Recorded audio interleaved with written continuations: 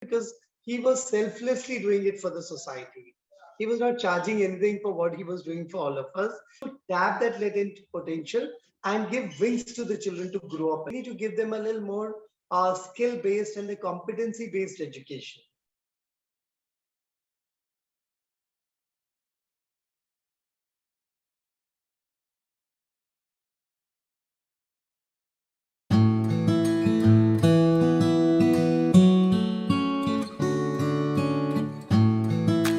So, hello and a very warm welcome to Great Principles. I am Seema Choria. I bring to you another iconic figure from the world of Indian academia. The things you're passionate about are not random, they are your calling. How true is that? Vocation and passion, when united, make the master the happiest person on this planet. And being an educator adds to the bliss of doing something wonderful for the society we live in. I meet the greatest minds out there in the world of academia, and each one leaves me with a new learning about myself, the world we live in, and the society that we are responsible for. The next generation is our obligation to fulfill. As parents, as individuals, and as an educators, we all owe to our children to make this world a better place that we found it.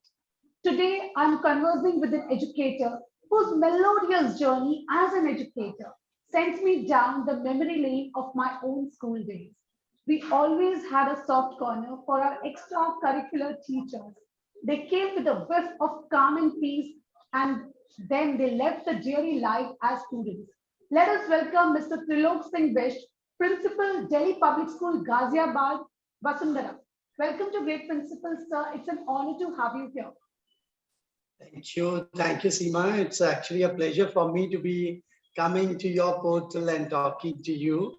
And I think as it goes on, we'll be unfurling a lot of secrets about how an educator, has come to this level where, he's able to impact a lot of lives altogether.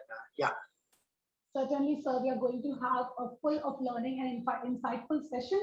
So beginning with, sir, once upon a time, you were learning music and you were a music teacher, inspired, you became an educator.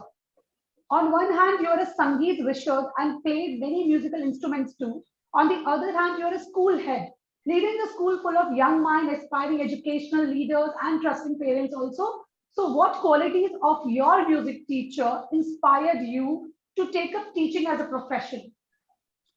Seema, when I was a small kid, when I was in class fourth only, I had made up my mind that I will be a teacher.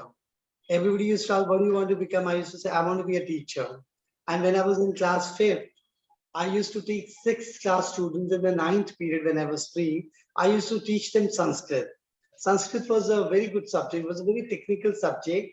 It was more like mathematics, If it says saha patati, it will be saha patati, saha vadati, saha khadati, saha tau te, tvam tva yuvam yuyam, aham avam vayam. It was so technically sound, and it was exactly like our classical music also, which is also very much mathematical.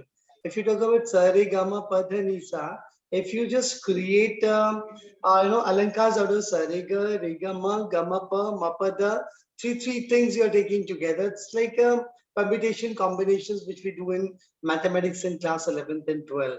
So I was highly impressed by, I was influenced by my music teacher, whom we used to call Guruji.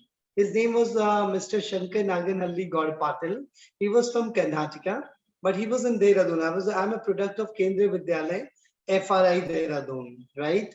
And Guruji used to impact us so beautifully that, he was working from 8 to 3 job, but after 3 to 7, 7:30, 8 o'clock, he used to stay back in the music room and help the children, not only in music, extra music teaching, but besides that, he was a great mathematician.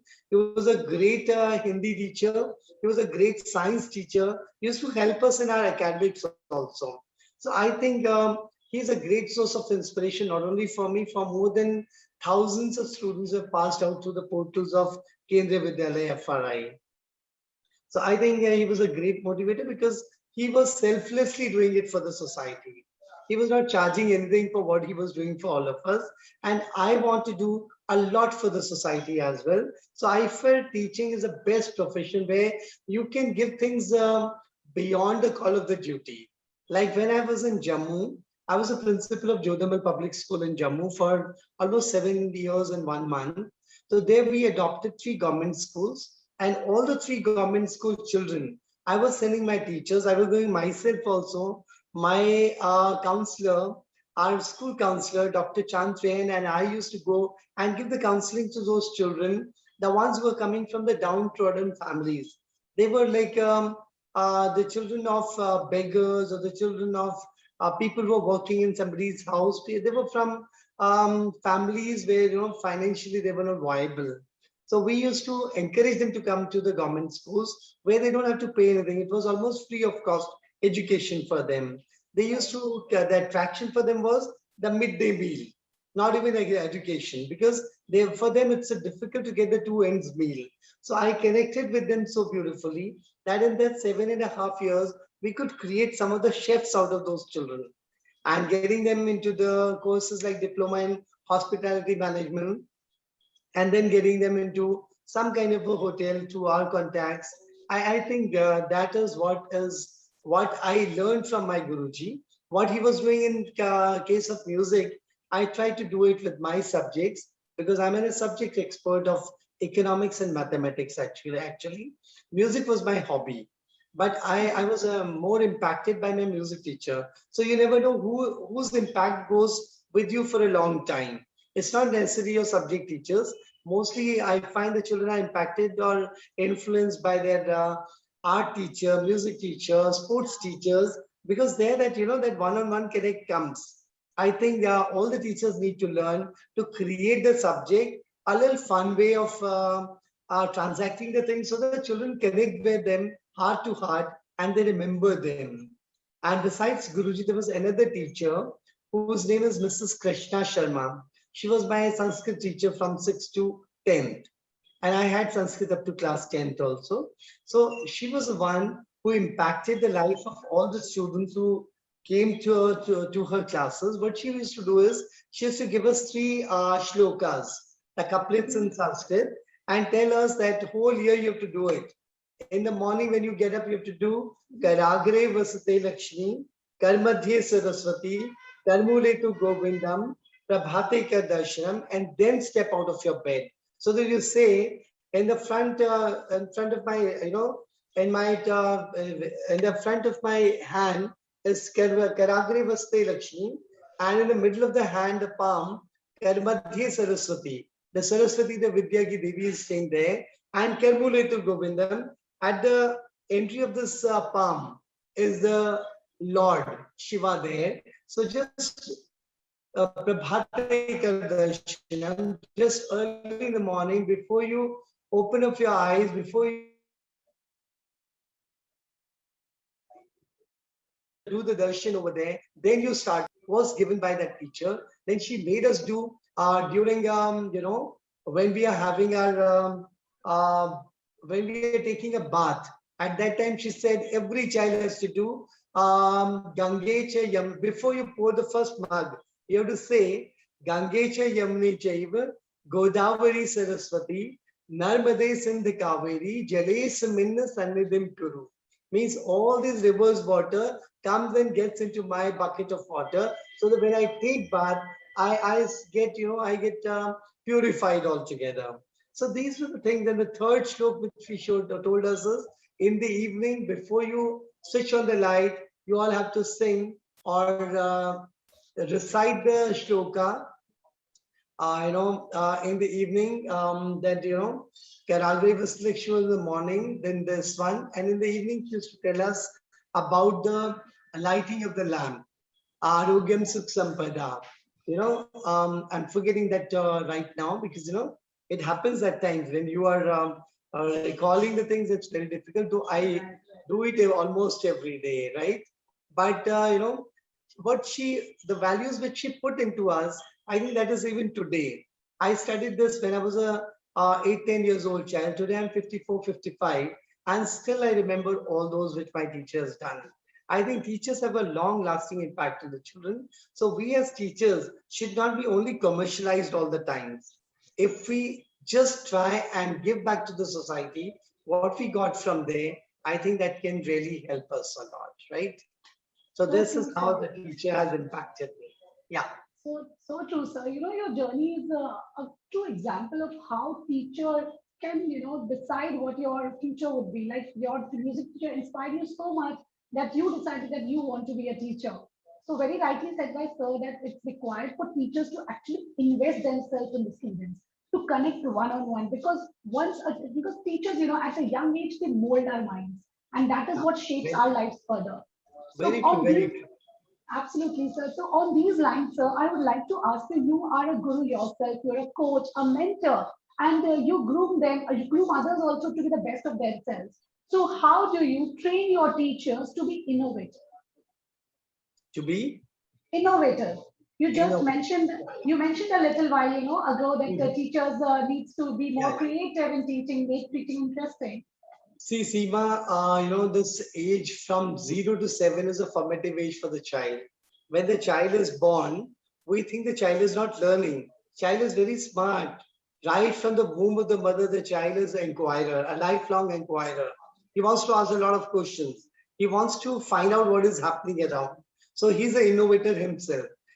When the child is born, after 1 month, he realizes, he innovates. That's the mother who's going to feed him. He never cries to the father for the feeding. He always looks for the mother. Why? Because we are the inborn, that we are the born innovators, we are the inquirers, we are the lifelong inquirers. This child is the biggest example. When the child is waiting the bed while he's 2 months or 3 months, what does he do? He innovates. What is the way to get myself changed? He cannot call anyone. What he does it, he innovates it. He can make a lot of noise. He can start crying. Somebody will come and check and change his clothes. Then he becomes quiet. He sleeps. He is perfectly all right. So innovation is into our blood, actually.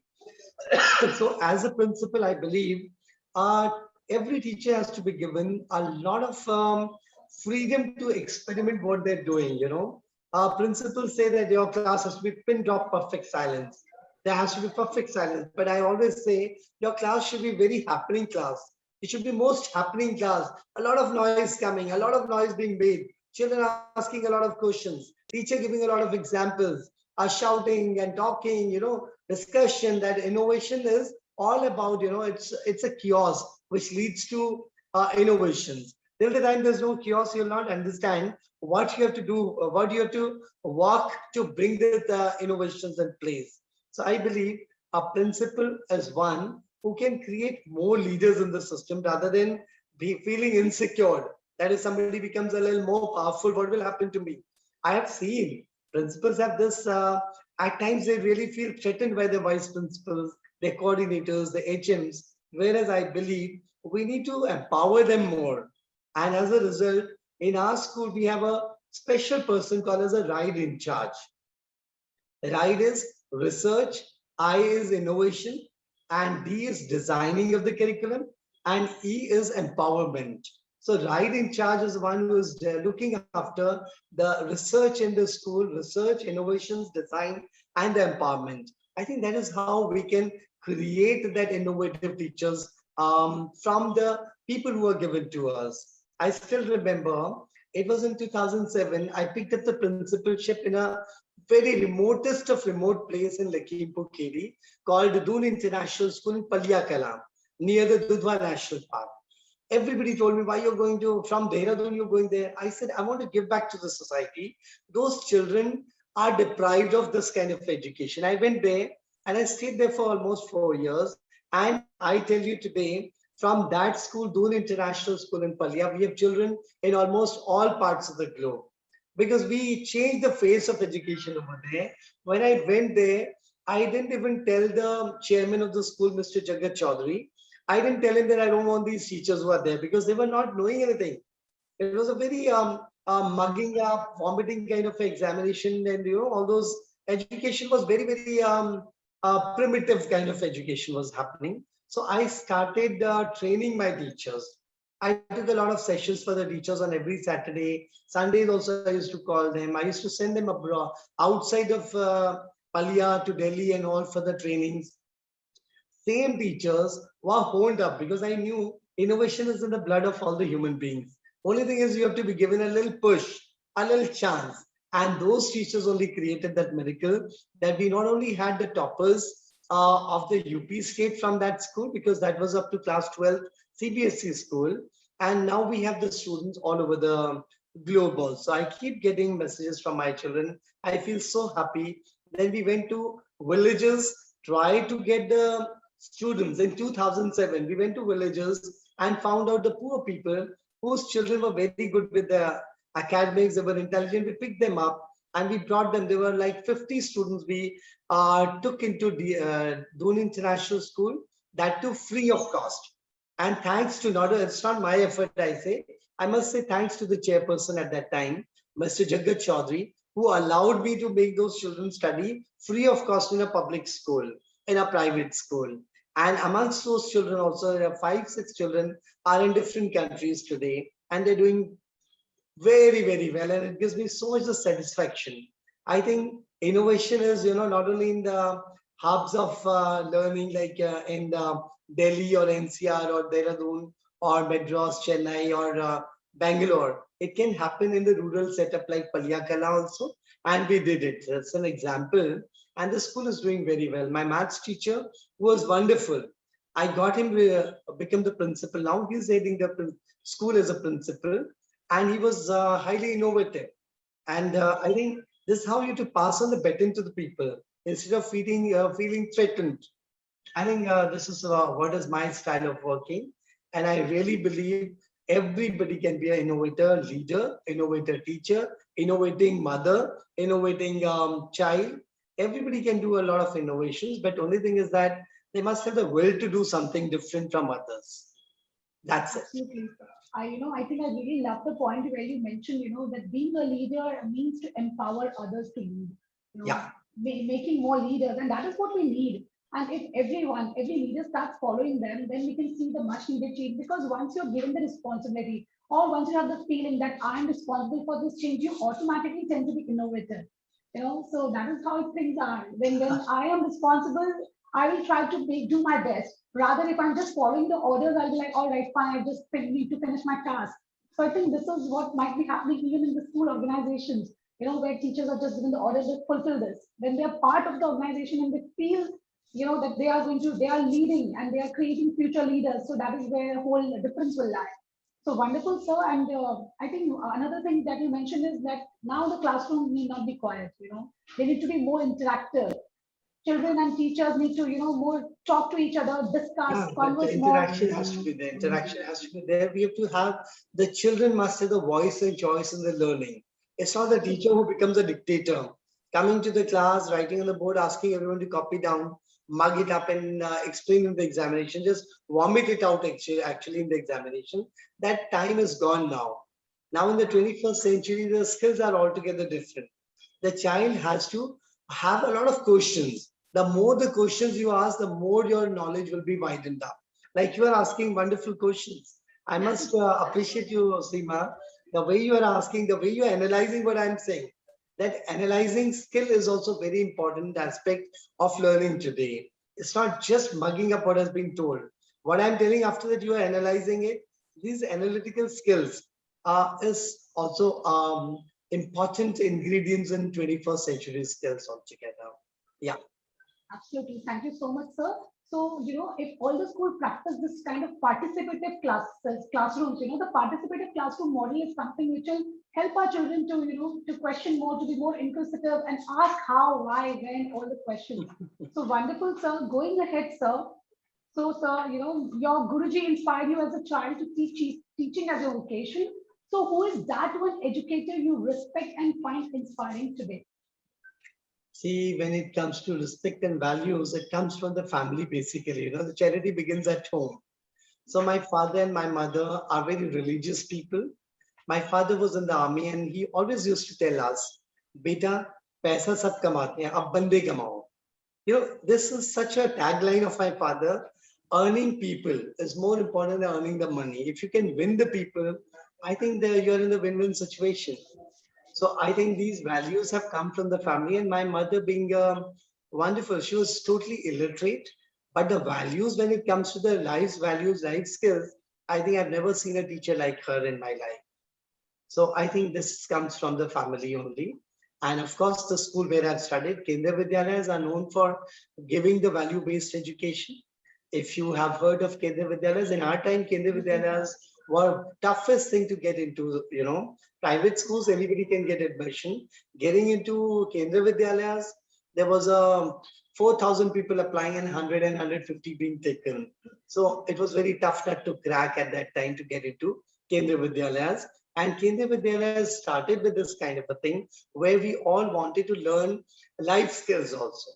You must have, if you've ever heard of Kendra Vidyalayas, you must have they used to have SUPW as a separate subject.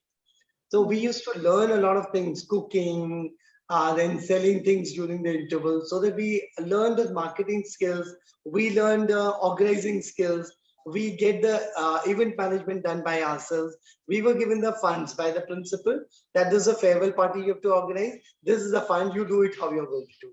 Then that event management has really helped us. It has taught us more than what the subjects have taught us. So I think, yeah, I think we need to involve the people, and these values come from school and house both, right? But I would give it to my mother and father, who had been wonderful. My father had been a wonderful human being.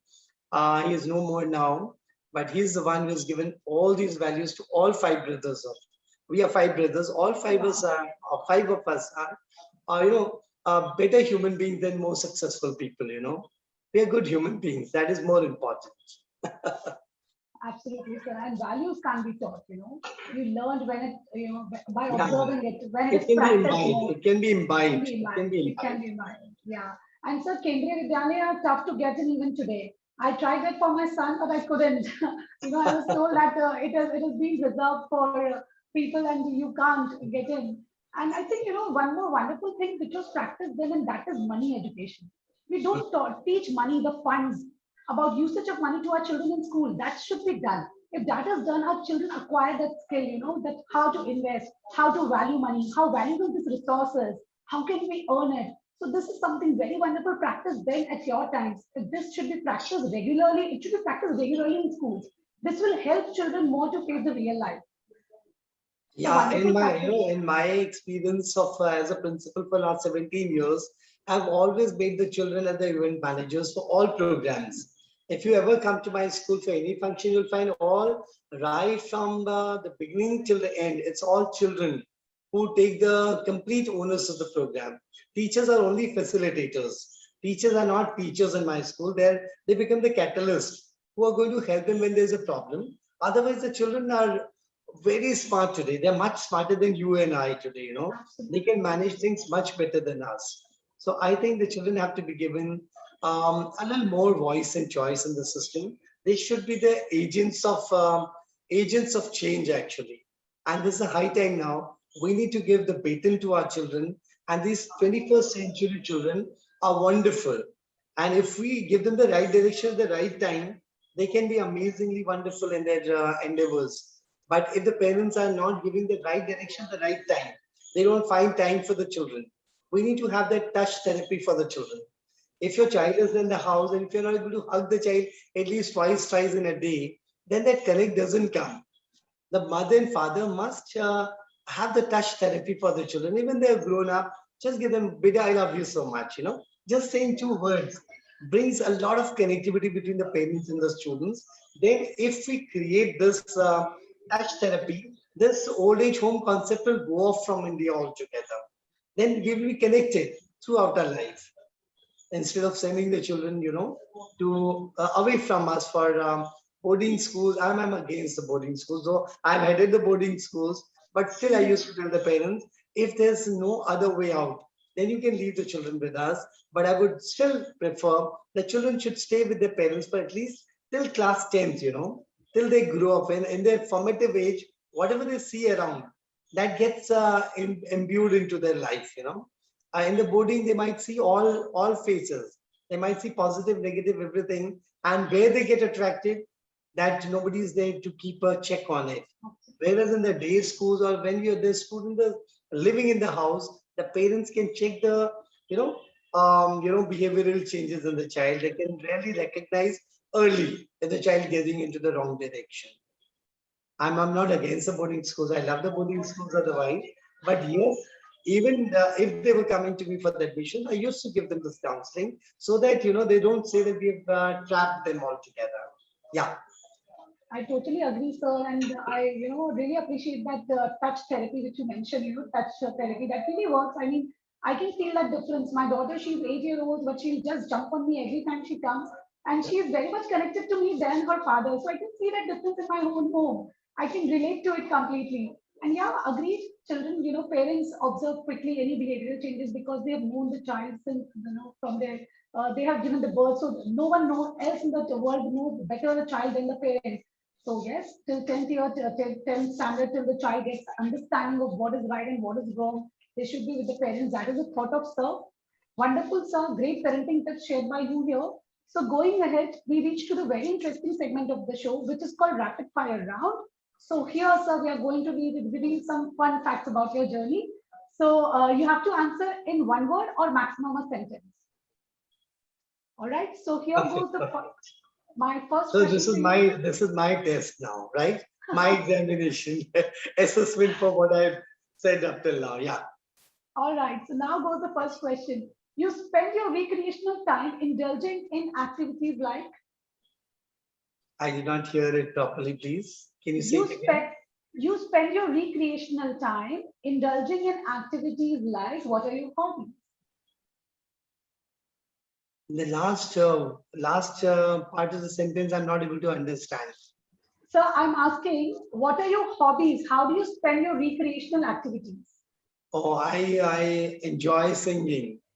I do a lot of singing when I'm free. For my recreation, I can just close my eyes and I can just do like sa ni re ga re sa ni re ga ma pa ma da ni sa ni ni da pa ma da pa ma ga re sa ni re ga ma da ni sa.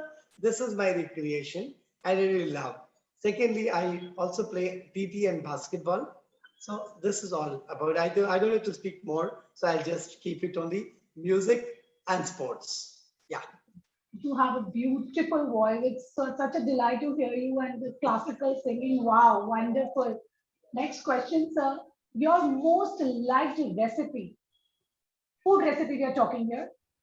Most liked recipe is, you know, in the olden days, the kaddu ki sabji. Kaddu ki sabji made by my mother only. Nobody else's kaddu ki sabji I like.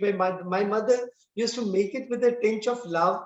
So I still remember that says in my taste bud even today. Though she doesn't cook, she's 92 now. I'm talking about the olden days when I was a child. Yeah, nobody will love the kaddu ki sabji, but that is my best recipe, which is made by my mother. Yeah, All right. So to all my viewers, kaddu means pumpkin, right, sir? pumpkin. Right. All right. So I thought many might not know because in different parts of the country it is called by different name. Like in Maharashtra, we call it bopla. So there are So we different can call names. it pumpkin, yeah. Pumpkin, yeah. So going to the next question. A green and flowering garden is the best getaway to the wonderland. True or false? Of course, true. Next question. Playing tabla or playing basketball? What is your preferred activity? Basketball. Oh, I thought it would be tabla. No, singing would have been my first choice. Tabla is my second choice. But basketball is I love playing basketball. Even if I get my ankle twisted, I continue playing. I'm that crazy about basketball. Wow. Multifaceted personality. He's a sports person, he's a singer, he's a leader, he's a mathematician also. Oh my God. Next question is sing us a song that makes your heart go ooh la la. Singer. Ooh la la, so I can't say, but yes, gives me a lot of peace. I mean, this mean the song which makes your heart, this pump, any song that to make your heart pump. If you could sing a line to us. I don't know. I never listened to the music from the Bollywood and all. I love the classical music. I can say Bhimsen Joshi ji's Mile sur mera tumhara sur bane hamara. I think this song really makes me feel very happy. I'm a different specimen altogether. Amazing, sir. It was wonderful to know you in this segment, and I'm sure my viewers would have loved as we revealed some fun facts about sir also. So this makes me to reach to the last question of the show, which is called viewers' choice question. And our viewers keep sending us the question. So this is the one which we have picked for you. You have served in one of the most controversial state of India, that is Jammu and Kashmir. Though it is the crown of India, Jammu and Kashmir is facing so many challenges and hurdles in the education system. What were or are the major challenges faced by the citizens and educators during conflicts? Like every time it's a news, terrorist attacks, riots, something or the other is happening. So how impacted is education there? See, first of all, I'll say Jammu and Kashmir is a little disturbed area, but it's not as much disturbed as the media showcases to the people. I had a very peaceful stay for 7 years and 1 month. You can think of, I still have wonderful memories of Jammu. And one thing is, Jammu is 300 kilometers before Kashmir. So it's more of Punjab, it's next to Punjab. So Jammu was very peaceful actually. It was more peaceful than NCR actually. So I didn't find much. The only challenges were there used to be a lot of strikes and dharnas and bands. If there's a Amarnath Yatra and there's some problem, then for 15 days the schools are closed. So this kind of things were a challenge. But when it comes to the people, people were very loving. People were wonderful over there, whether they're Muslims or Hindus or any religion. We lived like families. We had gone for all Eidis, Eid celebrations or Diwali celebrations, we had together. Jammu didn't have this kind of a problem. Maybe in Kashmir, I've not stayed. I've stayed in Jammu, part of Jammu and Kashmir. So Jammu was a wonderful place altogether. Challenges are only for those closures, school closures for long. Now, after this pandemic, we don't feel that those 15 days were anything. Now, for the last 20 months, we are closed and we are having the online classes. That time, nobody's mind it came that we can start with the online thing. You only cribbing and cursing the people. But today, this pandemic has taught us a lot. So all those challenges when it was there that time, I think my counterparts who are still there, they must have found out a resolution to it, a solution to it. So I think we didn't have much of the problems there. It was a wonderful place. As I told you, the border shelling areas were there, where the shelling was going on every now and then. And we, as a school, took the initiative of awarding 40 scholarships to the meritorious girls from the border shelling area. So 40 girls means 4 lakh rupees every year we were giving. And for this, I must give the credit to my trustee, Mr. Nandan Kuchiala.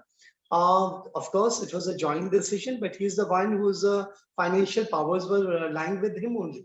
So he has been giving it as a Jodamal Kuchiala scholarship to the girls from border shelling areas. And those girls were getting married after 9th and 10th class only. They started studying and some of them have joined the police forces or something other than the 7 years. So I think those challenges we try to meet out by helping the people, by the community service through our CSR activities. I think we met out the challenges. Nothing is impossible. If you have the will to do something, nothing is going to be difficult altogether. Absolutely, sir. I think sir has been there. So sir has given us a very genuine and honest review that yes, problems are not as much that has been showcased on the media and all the challenges educators are trying to meet. So sir, though our questions are over, there is something that I would like to ask you. For all our parents, we parents know that music calms the body, it calms the soul, it makes us aware, it takes us to the other world altogether. But there are kids at times, they're reluctant to learn any kind of, instrument or music. So how should we deal with this? How can we help them to pursue, learn a musical instrument or singing? See, you can encourage the children by way of, showcasing them by putting an example in front of them. But we cannot force the children. Every child has a different temperament. If I want my child to learn classical music, he doesn't have any interest, inclination towards classical music, then I'm going to ruin his interest altogether. He might be wanting the pop songs. Let him go for that. Let the children get the freedom to choose what they want to do. Nothing to be forced altogether. But yes, at the same, I tell you, in my house, my younger son is in class 12. He cannot hear me sing classical music at all. He doesn't like classical music. So I can't force him. He's a wonderful football player. He goes for football. 3 hours, 4 hours he's playing football, but he doesn't get bored out of it. So his interest is different. I can't, I cannot impose my interest on my child. So I would just give the advice to all the parents and the viewers not to force children for anything, but we have to tap their latent potential.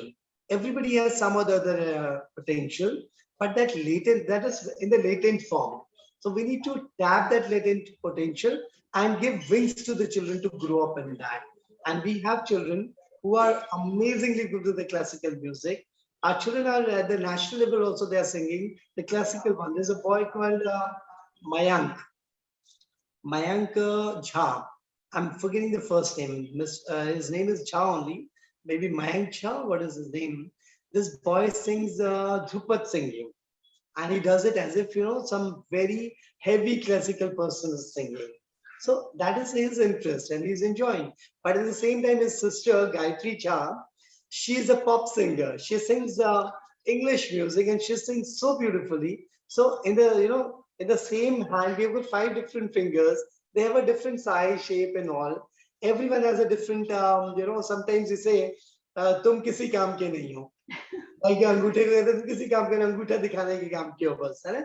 So, but then Angutha is the only one who has the interpersonal skills, can connect with this finger, this finger, this finger, this finger, all the fingers together. Whereas other fingers will take a lot of effort to join, connect with each other. The interpersonal skills are going to be less. If you really look at it, try doing this, you'll find these 2 fingers. If you join, it takes a lot of effort for you to join these 2 fingers. Right. This, whatever. So this thumb may be good for nothing for people, but he's the one who's got the best interpersonal skills, and he can be more successful than anybody else. So we have to give such practical examples to the children and the parents, because I believe it's a parental counseling which is the most important, because at times parental verdict becomes a law for the children in the house. You have to take science only, PCM. Child doesn't have any interest in PCM. No, तुम्हें doctor बनना है या engineer बनना है. So that mindset has to be removed.